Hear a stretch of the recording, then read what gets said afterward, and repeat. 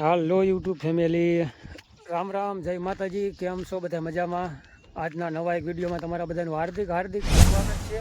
અને ભાઈ સવારના વાગી ગયા છે 8 નહીં પણ 8:30નો ટાઈમ થઈ ગયો. જવાનું છે અત્યારે દેરાડા ગામ. જો કે આજ વાડીનું કામકાજ છે અને અહીંયા પણ જીસીબીનું જ કામ છે. ટ્રેક્ટરથી કાંઈક જો ધૂળ બૂળ હારવાની એવું બધું કામ. ચાલો ફટાફટ થઈ ગયા હતા. જવાનું તો વહેલું પણ થોડુંક તો મોડું થઈ ગયું છે. ચાલો ભાઈ, પહોંચી ગયા છે દેરાડા ગામની વાડીઓમાં. જગદીશભાઈની વાડી અને કામકાજ ચાલુ થઈ ગયું છે જીસીબીનું. ત્યાં બાજુ કંઈક માણસો રજકો કાઢે છે. ચાલો ભાઈ, પહોંચી ગયા છે હારિયામાં અને કામકાજ ચાલુ છે જીસીબીનું. કા શું હાલે છે આ બાજુ? રામ રામ, ખેડૂત આવી ગયા છે દેરાડા વાળા. હા શું કહો? મારા પાડોશી છે ને? હા, ભાગીદાર ને પાડોશી બે આવું કંઈ હાલે છે કામકાજ. આપણે શું કામ લેવાનું? ટ્રેક્ટર આપવાનું કે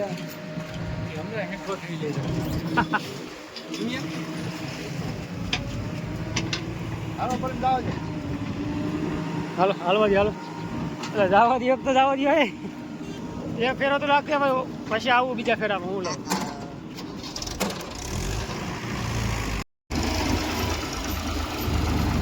આ છે અમારા હઠિયા માસા ભાઈ.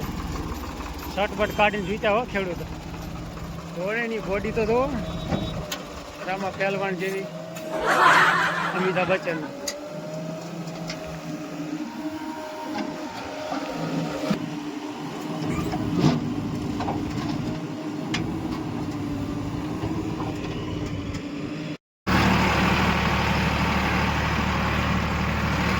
હાલો ભાઈ, ટ્રેક્ટર કર્યું રહેતું.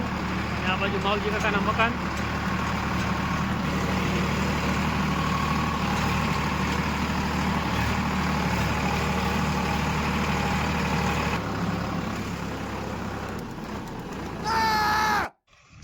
હાલો ભાઈ, આવું કંઈક કામ હાલે છે ને. થર કરી વર્યો છે. કેટલા ફૂટ જોવા? ઘણું ઉપાડી લીધો ધર્યા. કાં એટલે છોકરા કા શું હાલે? રામ રામ. આવું હાલે એમ ને રમસાટી હે સંતોષ ભાઈ. સડક થયો ને ઘાણી ગીરી. કા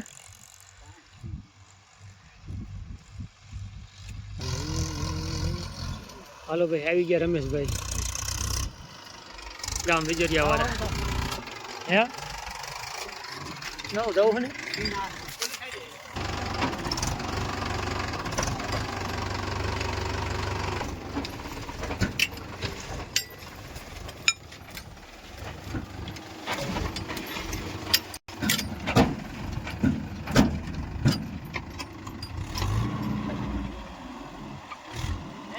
સામે જો કે હાલે છે જીસીબી અને 3 ટ્રેક્ટર ભેગા કર્યા છે.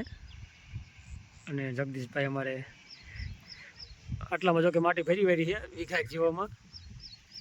અને આ બાજુ ભેહું માવજી કાકાની. અને આ બાજુ ઘડી ખાટલા જઈએ તો બે હવા ઘડી ટ્રેક્ટર આવતા થોડી વાર લાગે હોય એટલે ઘડી રહી દઈએ. કીધું નિયમો ખાઈ લઈ. ટ્રેક્ટર જો કે ચાલુ જ રહે 1 minute 5 minute 5-7 minute 5-7 minute tractor આવી જાય. અને આ બાજુ મારે હારો બેઠો છે. હા, શું તારું નામ છે? હરખો બેસ બોલ. શું નામ છે બતાવે? બોલ. આર્યન. હે હાલો ભાઈ, હવે તો કે પાણી આવી ગયું છે અને 10 વાગી ગયા કમ્પ્લીટ. જગદીશભાઈ પાણી લાવ્યા છે અને આપણે જો કે પડામાં આવ્યા જ રહેવાનું છે. થોડીક વાર ઘર બાજુ આટો મારશું. જીસીબી કેવું કામ હાલે જીસીબીનું અહીંયા. બાકી ચાલો પાણી પી નાખી અને થોડીક વાર પછી કડક આવશે કાઠિયાવાડી. બાકી આપણે એટલામાં જ આટા મારવાના છે. મારે જો કે આ જ કામ છે. ટ્રેક્ટર તો આપણે બહુ ફાવતું નથી એટલું બધું, નકામ ખોટા ફાંકા મારવા. એટલે ઓમ હાંકતા વાડીમાં ખેડ કામમાં જો કે કમ્પ્લીટ ફાવે. બાકી ઓમ ઓછું ફાવે. આ બાજુ આવવા દો. હાલો ભાઈ, આ જો અસલ ખેડૂતો બાકી છે ખરાક ના બાકી ટ્રેક્ટર પ્રમાણે બે મેચિંગ આવે છે, કલર એક થઈ જાય બધો. વખાણ કરીએ એટલા ઓછા છે. હવે અમારા અઠિયા માસા છે, એમનો પણ ખૂબ ખૂબ આભાર કહેવાય કે આજ એકાબીજા ખેડૂત બધા ભેગા થઈ ગયા છે અને કામે લાગી ગયા છે ધૂળની ફરતી ફરવામાં. અને આ બાજુ એક ફેરો ખાલી કરવાનો બાકી રહી ગયો ખાંચો. અને જો કે આપણે થોડીક વાર પછી વાત કરવાની છે ખેડૂત એકતાની, કે ખેડૂતમાં કેવી રીતનું હાલે છે ને એ આપણે થોડીક વાર પછી ચર્ચા કરવાની છે.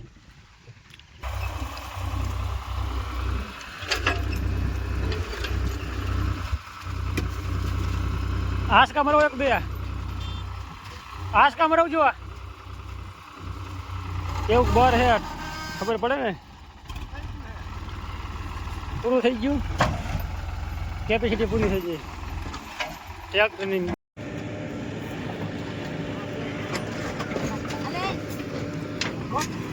હાલો ભાઈ ચા પાણી પીધા અને આવી રીતની ભાઈ ગટર થાય ઓલી બાજુ તમને બતાવું લાઈવ. જુઓ ભાઈ આવી રીતનું કામ છે. આ છે ખેડૂતનો પાવર. ખેડૂતની એકતા હોય ને તો ભાઈ આવી રીતની નુકસાની. અને આ એક લાગેટવાળી વાળું જો કે આવી રીતે ભાઈ આવી રીતના ખર્ચા કરવા પડશે. અને બધા જો કે ભોગતા તો ન જ હોય, બધા ખેડૂત એવા ન હોય કે ખર્ચા કરી શકીએ. આમાં વાડીમાં જ ખાડો કરવાનો ને પછી આના માટી પાછી વાડીમાં ભરવાની અને 4 થી 5 ફૂટ જેવી અધેર ઉપાડવાની જમીન. એટલે ખર્ચા ખેડૂતને હાથ મારી નાખે વધારે તો. એ કોઈ ટેકાના ભાવ ન મળતા હોય પૂરતા. જો કે આ બધી આપણે લાગેટ વાડ્યું છે કોઈ એક.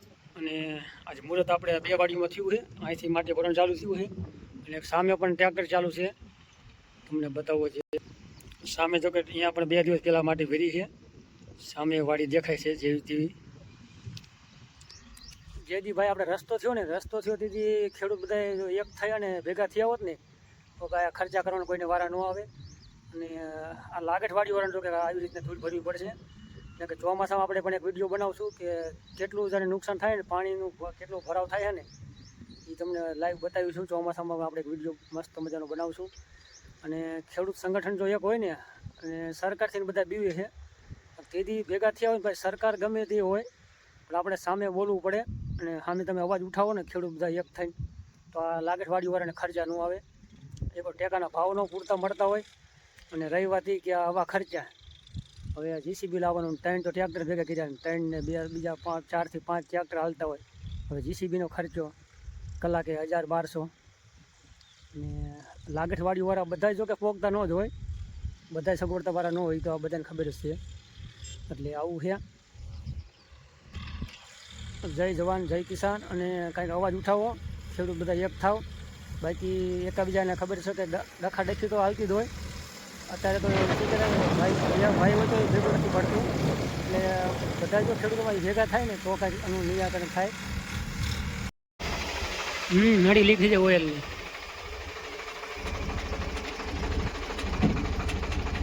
લબડ કેવું કંઈક મારી દો કાંઈ ટેપ જેવું કાંઈક.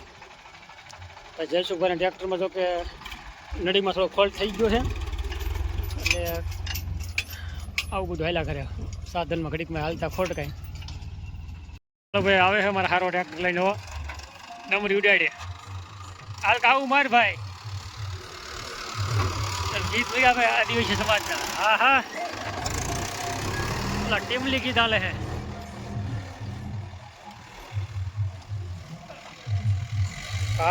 ભાઈ ફૂલ બહાટી છે કામની આજ તો.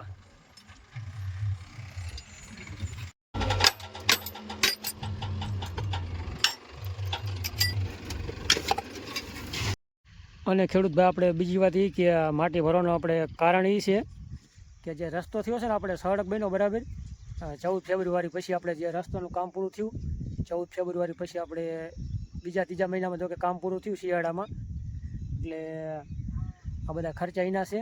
રસ્તો થયો છે એટલે પાણીનો નિકાલ જાણે થાય છે નહીં. રસ્તો ઉપર 2 થી 3 ફૂટ જેવો રસ્તો જમીનથી ઉપર છે એટલે પાણીનો નિકાલ થાય એવું નથી. અને ત્યાં કાંઈ નાલા કે એવું કાંઈ મૂક્યું નથી કે ભૂંગરા નાખી દીધા હોત ને તો પાણીનો નિકાલ થઈ જાય.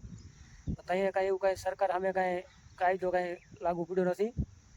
તેથી જો કે બધા ખેડૂત કંઈક ભેગા થઈને અને વાતચીત કરી હોત ને એનો કંઈક નિકાલ કર્યો હોત ને પાણીનો તો થઈ જાત. બાકી હવે તો નથી કહેતા પછી કાંઈ થાય નહીં. હવે બધા લાગડ વાડીવાળાના બધાને ખર્ચા આવશે. અને જીસીબીને તો મેં વાત કરી જગદીશભાઈને, ખાલી જીસીબીના જો કે 1 લાખ રૂપિયા છે અને ટ્રેક્ટર 3 હાલે છે. 3 ટ્રેક્ટરના ખર્ચા અલગ, એટલે કમસે કમ 1,70,000-80,000 જેવો ખર્ચો થઈ જશે. વાત જાઓ, એક ખેડૂતમાં બધા ખર્ચા આવા કરીએ કે ઊભા કરીએ કે એવા કાંઈ ખેડૂત બધા બરમાં હોય નહીં. એટલે લાગડ ખેડૂતને થાકવાના તો આ બધા પેલા છે. અને કોઈને સરકાર સામે કાંઈ કોઈને બોલવું નથી. સરકાર સામે બોલો અને ભાઈ આમાં સરકારની તમે કાંઈક સામે બોલશો ને તો કાંઈક આનું કાંઈક નિકાલ થાય છે. બાકી દિવસે ને દિવસે ખેડૂત છે ને આમાં ખર્ચા કરતા રહેશે ને તો આમાં કાંઈ છે. બાકી તમે જુઓ એટલામાં જ ટ્રેક્ટર પીરા છે. આ 100 ઉપર ટ્રેક્ટર થઈ ગયા છે, કેમ કે લાગડ એટલી આપણે માટી ઉપાડી છે, તમે જોવો છો નજરે. અને આ બાજુની સાઈડ પણ થાંભલાથી આપણે કમ્પ્લીટ નખાણી છે માટી. સામે બધી વાડીઓ છે જોકે, એટલે એક વાડીમાં જે મુહૂર્ત કર્યું છે અને પડખે બાજુ પાડોશીમાં આપણે જોકે આવી રીતના ધૂળ ભરવામાં આવશે, પણ એ શરૂઆત અહીંથી થઈ છે. આ લાગઠ વાડીઓ છે, સામે જે મકાન દેખાય અહીંયા આપણે રોડ છે. કોઈ ટેકાના ભાવ પણ પૂરતા ન આવતા હોય અને ખર્ચા વાડીના બીજા તમે થાય એ અલગ હોય. બાકી આવી રીતના નાના મોટા ખર્ચા આવતા રહે. આ વાડીમાં જમીન પણ કપાય છે, એમાં 1 વીઘા જેવી જમીન જોકે કપાય છે. અને આ જે જીસીબીના ટ્રેક્ટરના ખર્ચા તો અલગ, તમે વાત જવા દો. અને એક વાડી નહીં આવી તો 25-30 વાડીઓમાં આવી રીતના ખર્ચા આવશે.